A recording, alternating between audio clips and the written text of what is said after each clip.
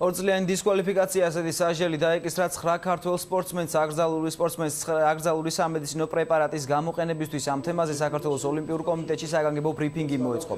ანტიდოპინგური სააგენტოს თავმჯდომარის პალიგო კასრაძის განცხადებით 2011-12 წლებში დოპინგის გამოყენების მზარდი სტატისტიკა დაფიქსირდა. საქართველოს ეროვნული ოლიმპიური კომიტეტი მოუწოდებს სპორტულ ფედერაციებსა და კლუბებს ზუსტად შეასრულონ მსოფლიო ანტიდოპინგური კოდექსის მოთხოვნები.